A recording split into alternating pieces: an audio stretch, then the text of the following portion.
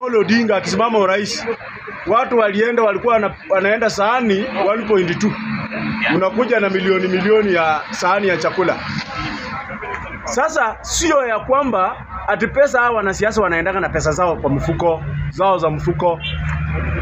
Isitoshe, once uko na watu, uko na jeshi chini, pesa zitajileta. Watu wengi wanataka wako na interest na government yenye itakuwa. Na watu huwa wana invest pale kwa government wakijua ya kwamba hii serikali ikichukua uongozi, nitafaidika na hii na ile na ile. Timu Wanjigi mfano alikuwa rafiki wa Raila. Alikuwa anafund Raila pesa huko nyuma. SK Macharia amesimama na yeye miaka nyingi akifund pesa pale.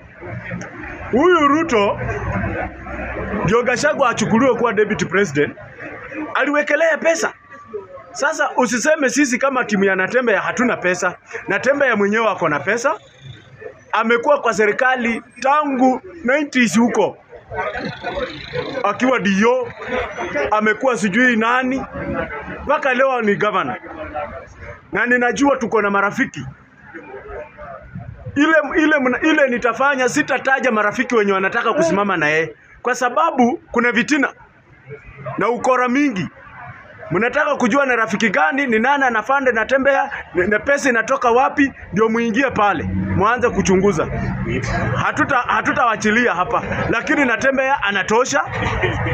Natembeya mwenyewe ameshatangaza hatafuata matako ya mtu. Huwezi tangaza kitu kama hiyo kama una uwezo. Natembeya ako na uwezo na tutamsupport. Kwa sababu tusupport Natembeya, sisi wa Kenya watu wametufanyia siasa ya shere. Siasa ya potea pata. Mtu anatubeba, anatudanganya tumpigie kura, kumbe anaenda kuombea kura, anaenda kuombea nafasi mahali.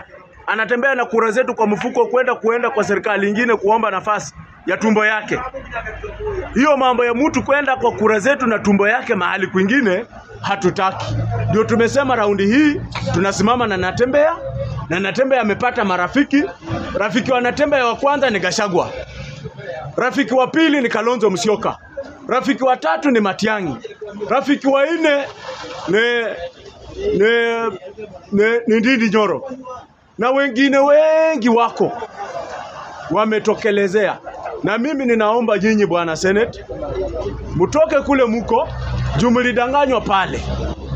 Ati mtatoka chini muende juu. Bado ungali kwa ile kazi, na hata kazi yenyewe sasa hii hakuna. Huyu jamaa ameweka taksi mingi zinanyanyasa mwananchi wa chini. Huyu jamaa ametuibia kila kitu. Imefika wakati sasa hata sisi kama wanaume hatusimamishi, hatuzai kwa sababu ya stress ya akili. Tuondoe hiyo kitu na tukuje tusupport Natembeya. Natembeya ataleta change. Na Natembeya ako na uwezo ya kuzunguka Kenya mzima. Hatuhitaji Trump ati atusaidie hapa. Hatuhitaji mtu yoyote wa nje asaidie Natembeya kwa kampeni yake. Natembeya anahitaji tu kura yako, na wewe ukimpa kura utaona mabadiliko yenye itakuwa nje. Asanteni.